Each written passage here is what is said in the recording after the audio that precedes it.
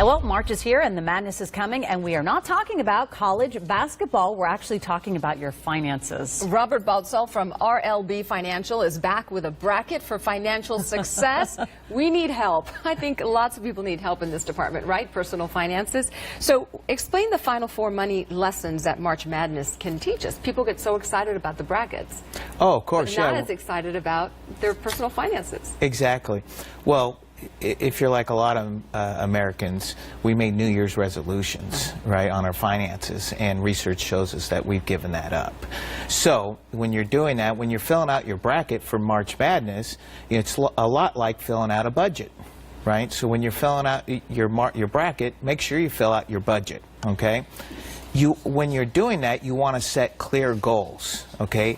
When you're filling out your bracket, you want to keep the championship in mind. Just like when you're filling out your budget, you want to keep the end game in mind, which is your retirement. So when you're looking at your retirement, have clear-cut goals that you want to do, okay?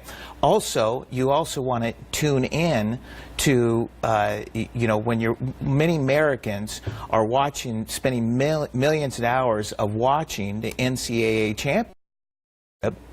And when they're doing that, they're not paying attention, and then we tune out when we do our budget. Okay, those are type of things that we want to do. So, you know, you were talking about the March Madness, and of course, anyone who's in a family who likes basketball, it's like big craziness. How do you get maybe your significant other to sign on to it and say, let's look at the finances and let's kind of keep it in sync with this bracket game? Oh, of course. Well, maybe we should get them in and watching the championship basketball and say, hey, the reason we're going to watch a championship basketball is because we're going to visit our budget and look at our retirement and make sure that we're on the same plan as retirement, that we vision retirement in the same way. Some people like to relax and sit around and have a good time in retirement. Some want to travel and see the world. So you want to make sure with your spouse that you envision retirement the same. Okay, but when you compose a budget, are these just numbers that you're saying, oh, we'll spend $100 on groceries? Are these numbers you're just coming up with?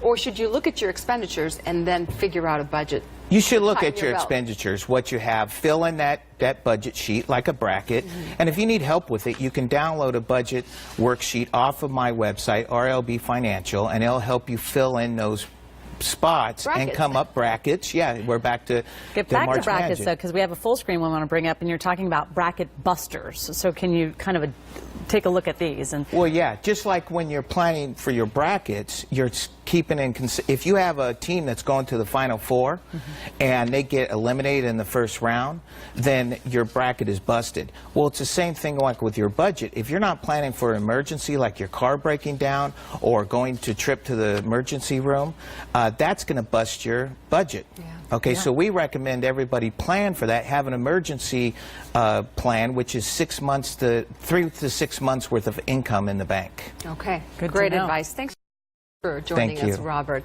And for more help on getting financially fit, you can check out rlbfinancial.com. Absolutely. Always good information. It is always good information.